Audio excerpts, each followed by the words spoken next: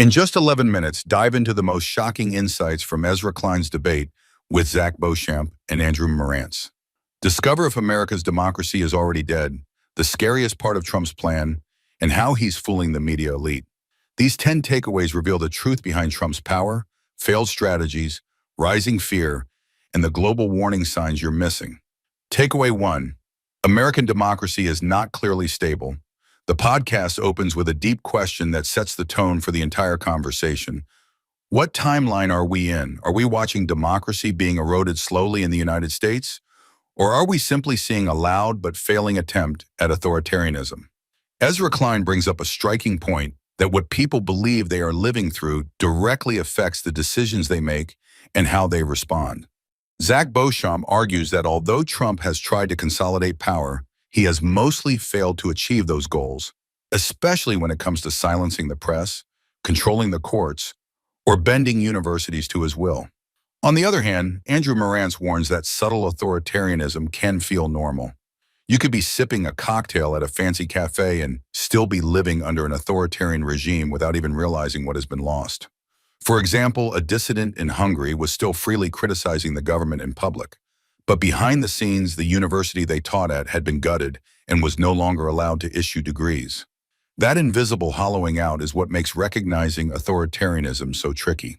Now let's move to the next takeaway. Takeaway 2. Trump's power grab often fails in practice. Zack Beauchamp explains that Trump may want to become an authoritarian leader, but his actual record shows consistent failure in making it happen. Trump has lost the majority of legal cases brought against his administration, often by a 4-to-1 ratio. Courts have ruled in favor of students and universities that the administration tried to punish, and the government has usually obeyed those rulings. When Trump threatened to cut federal funds from places like Columbia or Harvard, initial fear gave way to a more united resistance.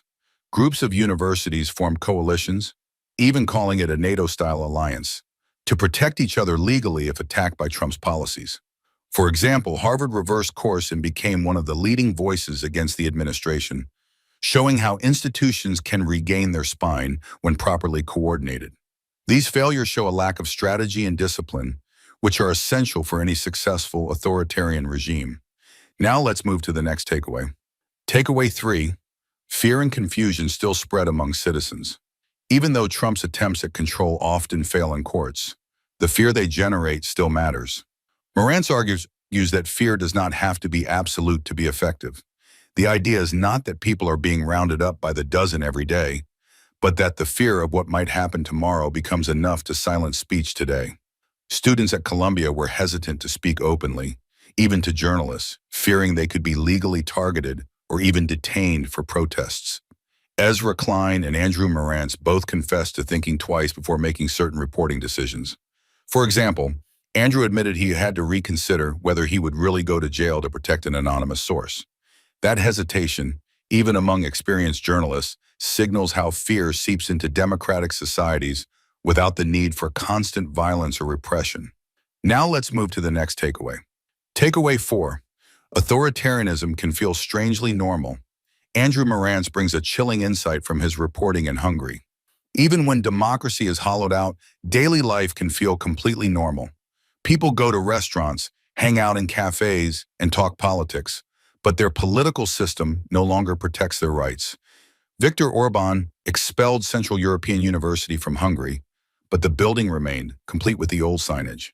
It gave the illusion that the university was still there, but legally it could no longer issue degrees. This creates a false sense of continuity, even when key freedoms have already been dismantled. For example, in the U.S., Trump's administration used anti-Semitism as both a reason to punish universities and a shield to avoid criticism about the openly anti-Semitic voices that are embraced within his movement. These double standards are part of a hybrid system where people are unsure whether what they are seeing is legal, dangerous, or both. Now let's move to the next takeaway. Takeaway 5. The media is resisting, but cracks are visible. The role of the media is a key battleground in this debate. Zack points out that despite Trump's efforts to discredit or bully the press, critical voices are still very much alive. Outlets like The New Yorker, Vox, and the New York Times continue to publish detailed critiques of Trump and his allies. However, Marantz cautions that some cracks are showing. For instance, editorial decisions at the Washington Post seem to change direction in response to political pressure.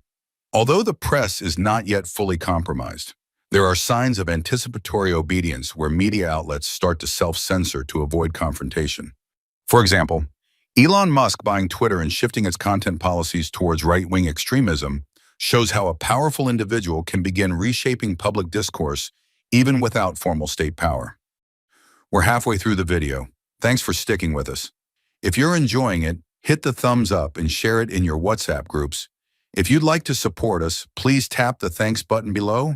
It helps us keep making great content. Drop a comment and don't forget to hit subscribe for more. Now let's continue with the video. Takeaway 6. International models show how this ends.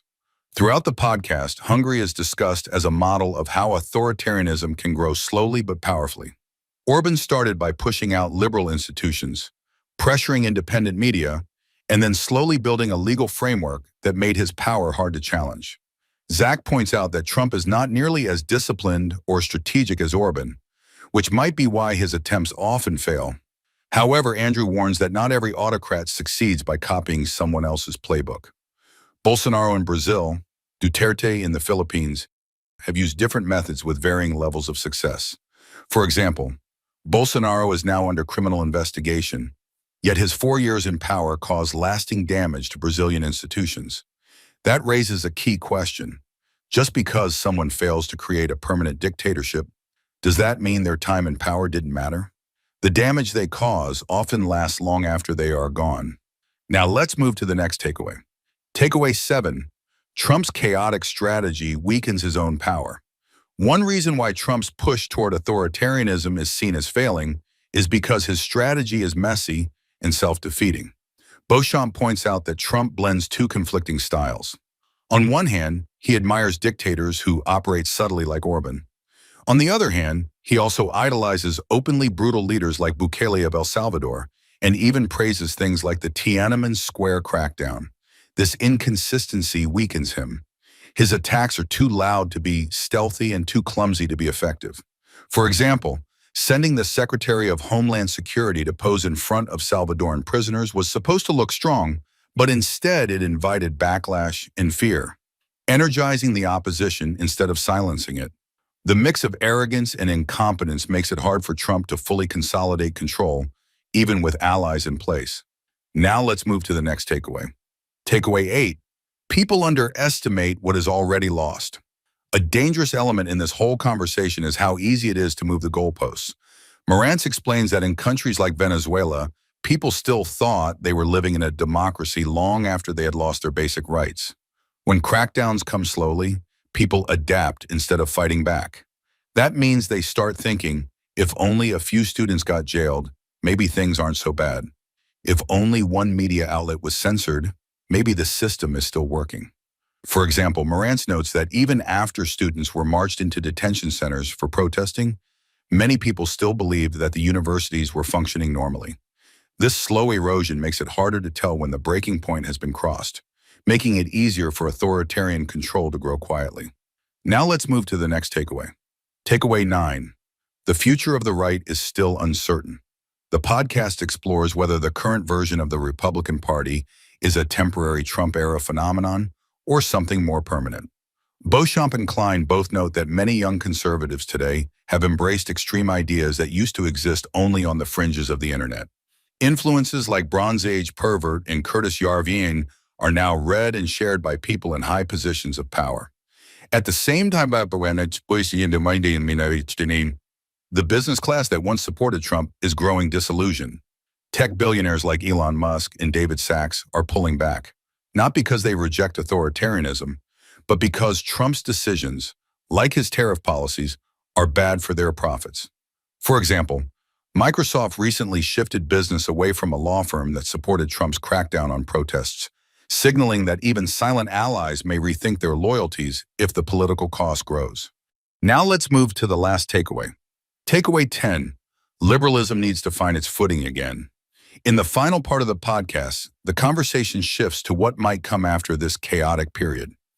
If Trumpism fades, will liberalism bounce back stronger, or has it already been replaced by something else? Zack references the political thinker John Rawls, who believed that democratic societies need overlapping consensus, a shared agreement on how to disagree. Today, that consensus seems broken. The left and the right no longer agree on even basic facts. As Ezra puts it, we might already be living in a new political order and just not know it yet. For example, the Reagan era slowly replaced the New Deal era without anyone realizing until much later. That means whether it's Trumpism or something else, the shift could already be happening under our feet. What matters now is whether the opposition can offer a clear and hopeful alternative, not just fight against what they fear. Thank you for watching. If you'd like to support this channel, hit the thanks button below. It really helps us keep going. If you enjoyed this summary, please leave a like and share it in your WhatsApp groups. To join discussion about this video, drop a comment below. And for more videos like this, hit the subscribe button below.